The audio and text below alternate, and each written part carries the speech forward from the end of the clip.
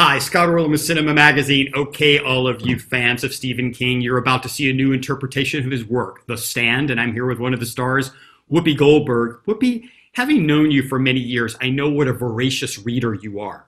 So how did Stephen King fit into your reading habits? Oh, he was one of my big reading habits. I would wait and wait and wait to see when the next one was coming out. I'm a huge horror fan.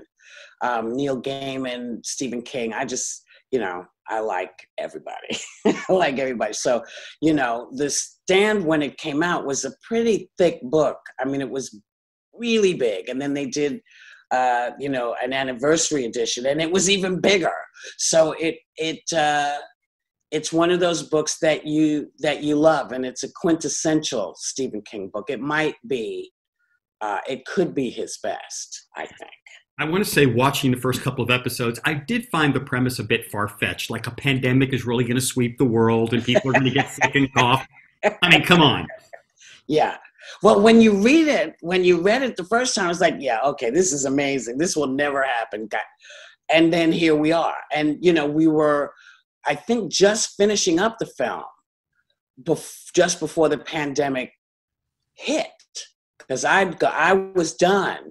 I was already back in New York by the time those guys really thought, okay, it's time. We got to get out of here. We got to stop, because they're closing everywhere. And people were saying, wow, come on. This is a little on the nose, don't you think? And then there we were in the middle of a pandemic. I want to ask you about your character of Mother Abigail, because she's a gatherer, that she's the one who kind of brings all these people together. And I was wondering, how much does that resonate with you? I mean, how much of a gatherer of you of bringing together different people? I don't know. I don't know.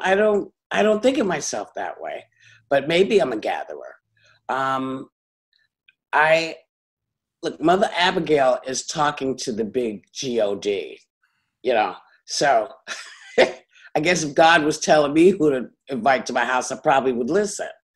But, he's basically saying it's on the line now, it's on the line, and I'm putting you in charge. And then, she has a little bout of hubris and has to make an adjustment to where she's coming from, I love, too, that she feels that she's sinned because she's been proud. And to me, being proud of yourself or being proud it could be an attribute. Yeah, but I think her point is God was telling me what to do, and I took it upon myself like I was telling people what to do. This wasn't coming from me. This was coming from elsewhere. And that's the message I needed to give to you all, that this is coming from beyond me, because that's the thing that people forget. You think, oh, I got this power. I got some, I'm in charge here. And then they forget that, you're the middleman. You're not the power. You're the middleman, and that's what she forgets, because she's been this person for so long. I think it just got to her head for a second. She also goes on a spiritual journey into the wilderness. Yes. And I'm wondering, if you had to go on a spiritual journey, where would you want to go? Where would be your destination where you think you could maybe get answers or find yourself? Ayers Rock in Australia. Really? Yeah. Why there?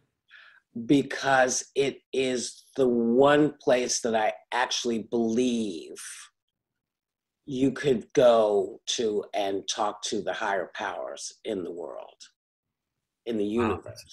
And just a last quick question for you. I remember when you first started your career and you were doing your stand-up, you had this character with long blonde hair.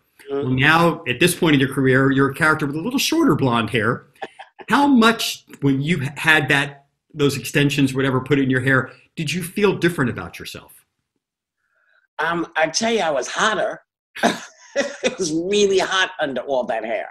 That's really where I was at. And I just kept saying to people, it just looks so strange. And people were like, no, I really like it. And then everybody got used to it. And then I started going, I got to take this out of my head. I got to take this out. And then when I was able to, I sort of went back to, being just me, and that was all right too. I like that. Well, Whoopi Goldberg, as always, thank you so much. The show is called you. The Stand, and thank you for letting me take the time to enjoy this view. My pleasure. Scott Orlin, till next time.